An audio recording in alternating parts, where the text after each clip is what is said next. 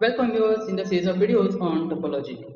We are looking at compact spaces, and in the last video we have proved that every closed interval, say a comma b, closed interval a comma b is compact in R with usual topology. In this video we will prove that every closed subset of a compact set is compact in the space. Okay, so let us take that as a theorem. So theorem,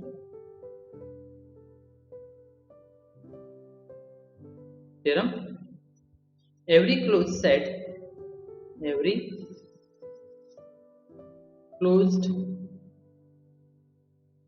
subset, of course when you say closed subset, it is closed in the space, closed in X is a topological space. We have closed subset which is closed in X of a compact set. Compact set is compact in space X. Okay, so the situation over here is we have a compact set, say K of X, and we have a subset of K, say C, which is closed in X, and we need to show that C is compact in space X. Okay, so let's prove this proof. So let us take first space X. Let X be a topological space. Let X be a topological space, and let K be compact subset of X, and then we have to take a subset of K. Let C be a subset of K be closed in X. Okay, this is the situation. Our claim, we are claiming that C is compact in X. Okay, so let's see what data we have. We have the space X. We have the space X. Inside the space X, we have a subset, say K, and inside the subset K, we have C. This is C. Okay, K is compact in X, C is closed in X. We need to show that C is compact in X. Okay, so since we need to show that C is compact in X, let us take a cover. Right, let us take an open cover for C. So let V is equals to U alpha. Alpha belongs to I is the indexing set, B an open cover for C in X. That means all these U alphas are open in X, and that will cover C. That is, C is contained inside union alpha belongs to I, U alpha. Okay, we need to find the finite subcover. Okay, now what we have here is this U alphas cover C. So let me just put it somehow, or let me use grid. Okay, so this U alphas cover C, that means that U alphas will be something like this. That covers C. It may be outside also, there is no harm, right? One U alpha may be here or here, right? What we know is union will cover C. Okay, now if we see,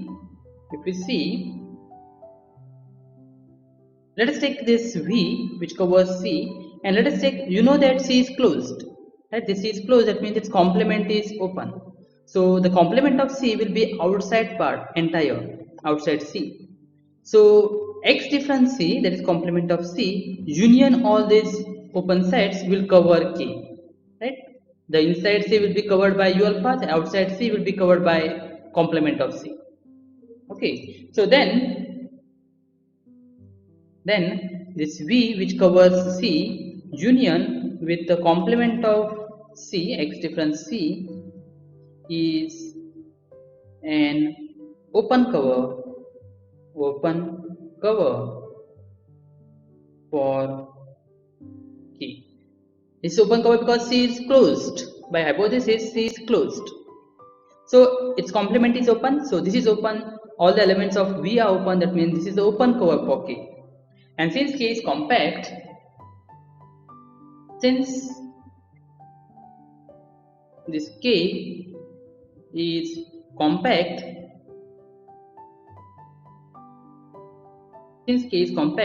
there is a finite subcover. Okay, so K is compact, there is a finite subcover. Let us take that subcover to be, say U1, say U2, Um, and of course this is a finite subcover for the elements of V union with X difference C. Okay, and this is the cover for K. Okay, now we have the cover for K, and what is K? K is a superset of C. C is a subset of K. So from this cover, finite cover, we can get a cover for C. And if we can do that, we can say that C has a finite subcover and we are done. Alright, but remember in our cover, the cover which we have taken, that is this V, which is the open cover for C, in this we don't have X difference C. Okay, so we have to make sure that this cover has a finite subcover. But remember here we have this X difference C as a component. Okay, so let's move ahead. Now if all these Vi's belongs to say V, because this is a subset of X difference C. So if all of these are in V, that means we have a finite cover for C, or finite subcover for K, which is in fact a finite subcover for C. So if this Ui belongs to V for all I from 1 to up to M, then this U1, U2 up to Um is finite subcover of K, and C is a subset of K, and hence for C, and hence C will be a compact set because we got a finite subcover. Okay, if not, otherwise, what otherwise? Here we have assumed that all these Ui's are belongs to V. Okay, if not, that means one of these Vi's is equals to X difference C. Okay, otherwise, say there exists some I which is less than or equals to M, I is from 1 to up to M, such that Ui is equals to X difference C. X difference C is just a single set, right?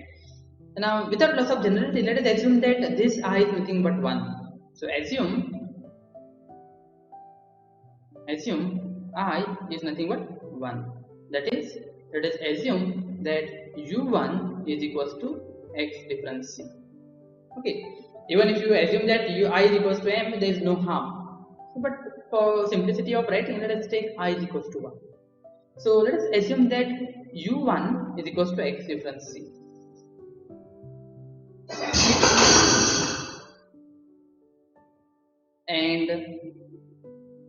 And for all these Ui's will belongs to V for all I greater than 1. So U1 equals to X difference C and all the other elements are from V. We will show that C is inside the union of this I is greater than 1. Okay, so claim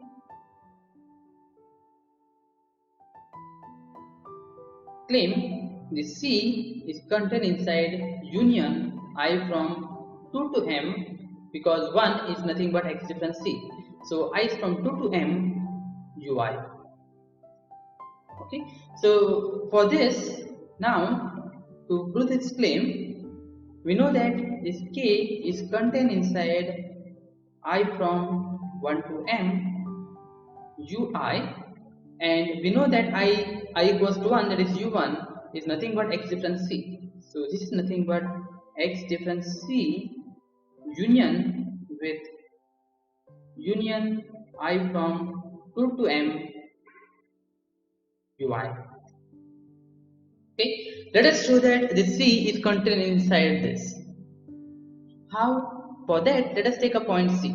So let a small point C belongs to capital C.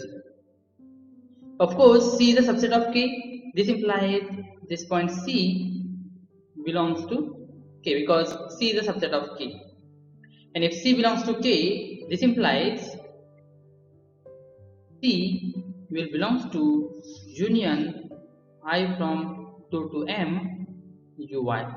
That is, we are claiming that this C will be in this. Why? Because this C is in K. Okay, and here we are taking x difference complement, that is complement of C. So of course that C has to be here. If C is in K, then this won't be here. That won't be possible. So C belongs to union I from 2 to m ui. So we have taken a point C in C. We proved that that point C is in the union. This implies C is contained inside union I from 2 to m ui. So what we have started? We have started with the open cover u alpha, alpha belongs to I, and we got a finite subcover. Sorry, we got a finite subcover for that, and hence therefore there exists a finite subcover in both the cases. There exists a finite subcover for C, and hence C is compact. Right?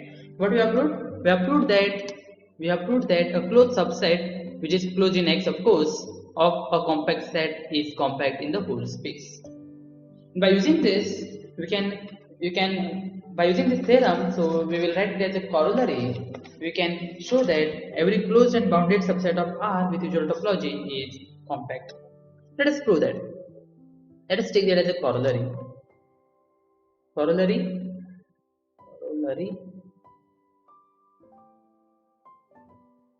Every closed bounded subset, every closed and bounded subset of R with usual topology is compact. And to prove this, we will use the last theorem. Okay, so just 2-3 lines proof. Let me do it for you. Let us take a set A. So let A be closed and bounded subset of R with usual topology. Now we will use the last theorem, means this closedness we will use, and there is a bounded. Now since this is bounded, since A is bounded, that means it is bounded above as well as below, right? Bounded implies there exist, say, two elements, say A comma B, belonging to R, such that A will be less than or equals to all the elements in X in A which are less than or equals to B, and this happens for all X belonging to A. And this implies this A is a subset of this closed interval A comma B. And after this we will use the last theorem. What last theorem says? It says every closed subset of a compact set is compact. Okay, so here we have a closed set. We know that A is closed, and this A comma B is compact. We already proved in the previous videos. and hence a closed set of a compact set is compact. That means A is compact. Okay, so A is closed in, of course, RU subset of a compact set. This is compact, we have proved already. If you have not gone through that, then please go and check that. A comma B, hence A is compact in R with zero topology. So every closed and bounded subset of R with zero topology is compact. Remember this. And also, let me just write it as a remark. You can work out for the counter example for proving this remark. If we have any topological space which is a compact set, we have every compact set may not be closed. Right? We have proved here that every closed and bounded subset of R with zero topology is compact. But in general, a compact set need not imply that it is closed. So you work out for a topology in which we have a compact set, but that compact set is not a closed set. Okay, but if you have a topology which is Hausdorff, then we can show that every compact subset of a Hausdorff space is closed in X. So to work out for this example, we need to find a space which is not Hausdorff, because if it is Hausdorff, then it has to be closed. So you work out for an example where you have a non-Hausdorff space, and in which you have a compact set, and show that it is not a closed set. So you have to work out for the counter example for this. So in the next video, we will prove that if X is Hausdorff, then every compact subset will be a closed set. So see you in the next video. Till then, be safe.